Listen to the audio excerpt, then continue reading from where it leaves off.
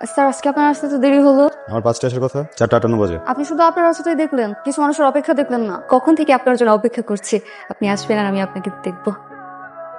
পড়া দেবো, পড়া দেবো।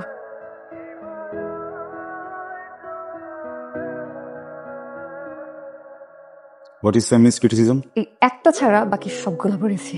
Figurative language. বাকি সবগুলোর ভেতরেই একটা ছিল না। আমি জানি আপনি কি করবেন। তোমাকে কি দিলাম? বাড়ি। ব্যথা পাইছো? না। কারণ আমি তোমাকে ব্যথা দিইনি। কি দিছি? কি? লজ্জা। যেন তুমি একটু লজ্জিত হয়ে ঠিক মতো পড়ো। তুমি সমগ্র শিক্ষার্থীদের মুখে একটা চুনকালি, কলঙ্ক। অনার্সে পড়ো, সারাতে মার খাও। আমি বিশ্বাস করি লজ্জাটা তোমাকে বহুদূর নিয়ে যাবে। একটু লজ্জিত হও। আমি 2টা প্রশ্নই পারতাম। বলো না কেন? পারলে তো আপনি টাচ করতেন না। সোজা হয়ে বসো। স্যার আজকে কত নম্বর পৃষ্ঠা থেকে পড়া ছিল জানেন?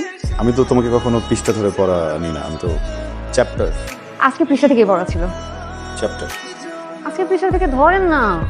চ্যাপ্টার। পৃষ্ঠা থেকে ধরেন না। আজকে 200 নম্বর পেজ। এই সাবজেক্টই পড়াবো আজকে। এই সাবজেক্টে আমি উইক। আমি এই সাবজেক্ট আজকে পড়াবো না তোমাকে, অন্য সাবজেক্ট নাও। এই সাবজেক্টে পড়ান না। বলছি তোমাকে এই সাবজেক্ট পড়াবো না আমি। আমার তো ঘোরা কাছে বলতে ভালো লাগতেছে না। এই বইয়ের ভিতরে একটা চিঠি আছে, ওই চিঠিটা আপনি পড়বেন। আর চিঠিটা পড়বেন, পড়ার পর আমাকে জানাবেন। আর যদি আপনি অ্যাভয়েড করেন তাহলে আমি একটা উল্টাপাল্টা কিছু করে ফেলবো। আর হ্যাঁ, আমি আমার মাকেও চিঠি লিখে যাব আর বলবো এই উল্টাপাল্টার পেছনের কারণ আপনি। এখন বাসায় যাবো, এই চিঠিটা পড়বো, তারপর উত্তর দিব।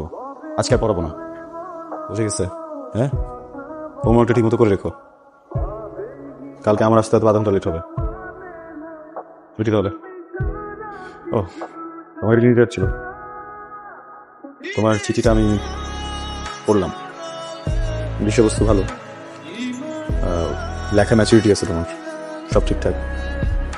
আমি পুরোটা পড়ে আমার মনে যেসব উত্তর আসছে আমি সব কিছু এখানে লিখছি। জীবনে প্রথম চিঠি লিখতাম, জানি না কি অবস্থা। কেউ দেখো মাসিক। এই তোর হাতে কি? এটা কিছু না। কিছু না মানে? কিছু না হলে মুখের উপর এরকম চাপতে আসিস কেন? যেটা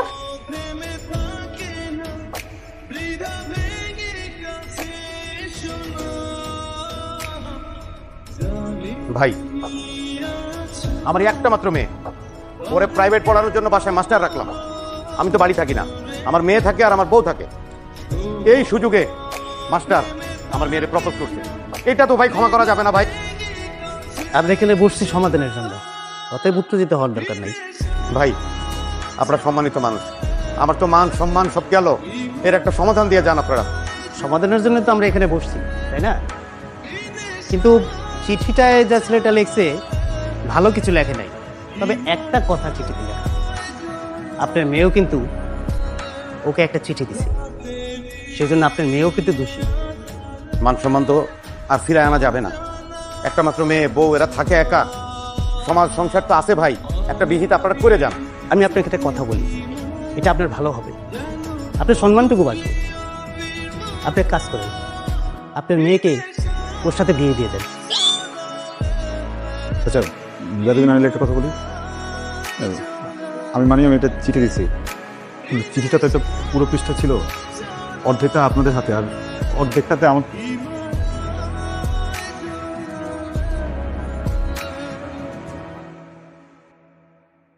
স্যার আপনি কি আমার উপর এখন রেগে আছেন?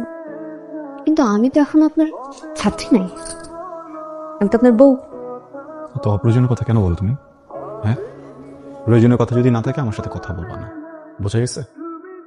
চুপচাপ এখানে শুয়ে ঘুমাও, আমি আছি ওদিকে। আপনি এখান থেকে যাবেন না, প্লিজ আপনি এখান থেকে যাবেন না। আমি এখান থেকে যাবো না। যাবো না বলছি না, যাবো। আচ্ছা, আমি বউ হিসেবে আপনার একটা রিকোয়েস্ট করি। কি? আগে বলেন আপনি এটা রাখবেন। এইভাবে না, মাথায় কসম দিয়ে বলেন রিকোয়েস্টটা রাখবেন। সোমবারে তুমি হাত ছোট না। ওকে, কসম রাখবো তোমার রিকোয়েস্ট। বলো রিকোয়েস্ট কি? আপনি আর ছাত্রী পড়াতে পারবেন না। মানে কি? মানে আপনার ছাত্রী পড়ানোর নিষেধ।